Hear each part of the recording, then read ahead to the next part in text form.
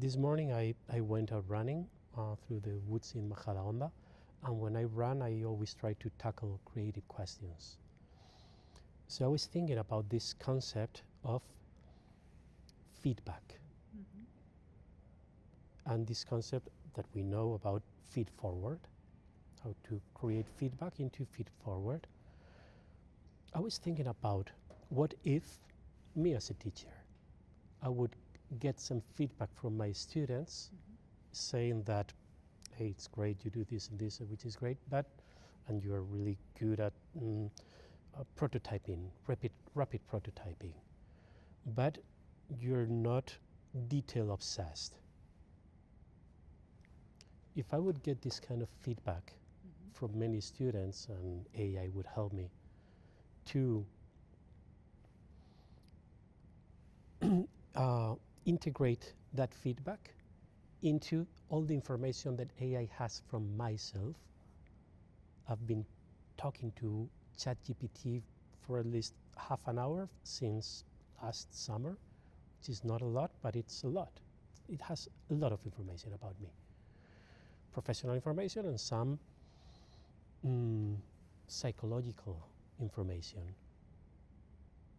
With that information, what if AI would propose that, since that AI knows that I'm a terrible photographer, and it's something that I do not, I am not able to take nice photographs with my telephone. What if AI would propose me how to learn photography to develop that soft skill of becoming more detail obsessed? I actually do. Go ahead, please. No, I find this very nice, no?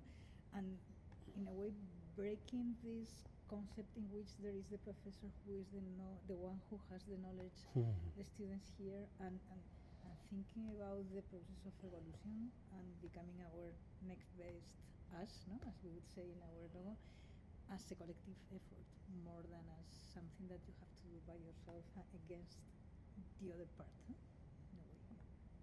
I was thinking this morning, to my students, I record all of the sessions and I give them, I use the transcript especially of the session, and I always, today I uploaded two, I create a polished version of the transcript of my session, which is a little more structured and easier to consume because it has that scaffolding and less mistakes. The results are amazing, but after I do that, I ask my Claude, in this case, Claude 4.6, I ask it to track my evolution because it knows what my intent is. I want to make sure that I don't answer my own questions, make sure that I give more time for people, for students to react to those questions, make sure. So AI has knowledge of what my weaknesses are because I've uploaded a lot of transcripts already, and so daily I can see an evolution, a feedback from AI. I always ask it to be harsh.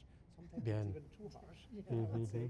But I strongly recommend you take a look at it. Wow. Because I mean, it is just crazy, and you also need to be wary that it is confirmatory to some extent. So if you want it to be harsh, it is going to be harsh, right? And you need to maintain that distance. I mean, maybe your style is one versus the other, and the concept of a good professor for AI is slightly different to yours.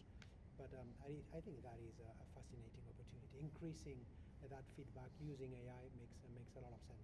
Even better if you include more students on that process, of course. So we're going to close now with the next question. What do you think IE should stop doing? What mode that protected us in the past maybe is something that is no longer protecting us, and maybe we need to get rid of altogether? Absolutely, diplomas. Absolutely, grading. And it has it brings the conversation back to the beginning of the ownership. I do not want to own a diploma because it's crazy. It's sorry, I have to take my medication. No, but I know.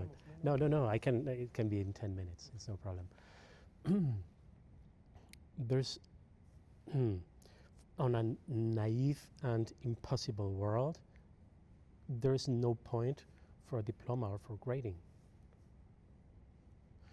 It would be incredible that not only students grade each other's, but students recommend each other's for a job.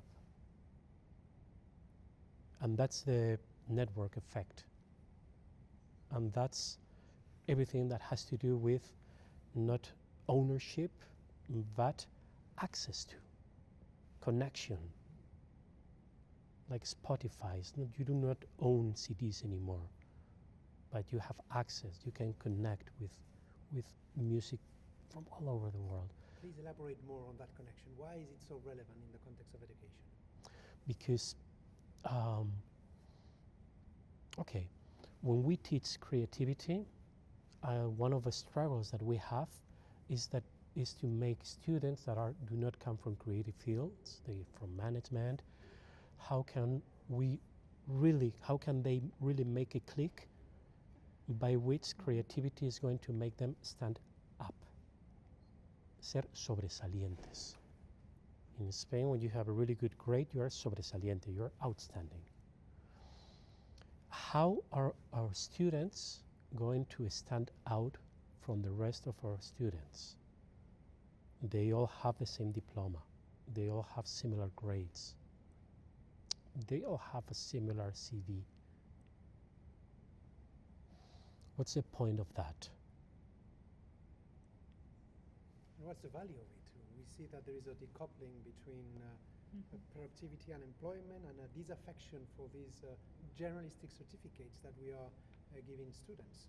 So I completely agree with you. At the same time, I wish this was true. I do not know if it's true, but at the same time, companies should be hiring people more based on their soft skills, because nobody wants to work with an asshole. So this connects very much to some of the efforts that we are doing at the Edge Lab. Totally. One of them is this concept of the serendipity engine that we brought. What's this? The serendipity engine. How we can use the unstructured data to try to precipitate connections, meaningful connections, not only within the class and with faculty design, syllabus, etc., and also with potential clients out there. So I am completely aligned with this idea of creating a moat out of a better community and more dense interactions. I think that really makes a lot of sense. Any other, and you also propose maybe the idea of overcoming the certification the way it is structured today. We agree on the midterm or maybe on the long term that is no longer ideal, but we have so many limitations here. How would you start in that aspirational ladder towards that desired future? What would be the steps that you believe we could take in that direction that are compatible with the current reality? With the reality of? The ANECA, the grading, yes. The need for the grading. Poof. I wish we could work on that. Yeah. I wish we would have 2 hours to work with that. My approach is always the same thinking, okay? Research, let's see what students care about, what do their parents care about, what do we as teachers care about, what do employees, what do companies care about, what they deeply care about. When I teach what's an insight to my students, I tell them that in Spanish, insight, it's verdad verdadera. And it's something that wow, it's like, es que es eso. So research, define what are we really looking for? How can we, it's so crazy, but nowadays we have companies that are B Corps. How can we be B persons? And I know that, this of course could turn out in 1984, could turn out very dystopic and awful, but at the same time, it could be an incredible future. Only if we can think out of the moat, which is a framework that I've proposed. Wow, very good. Try Out to of the moat. identify, yeah, Qué out bueno. of the moat. It is very complicated because we are so hardwired to valuing the hard skills that now we are saying the first on the class is going to be the most empathetic or the the best collaborator. For me, it generates a clash. I have limits on my imagination, and I think these technologies probably pushing us to that direction. You have a magic wand to make one change at IE now. What would you do? Grading for sure. Grading.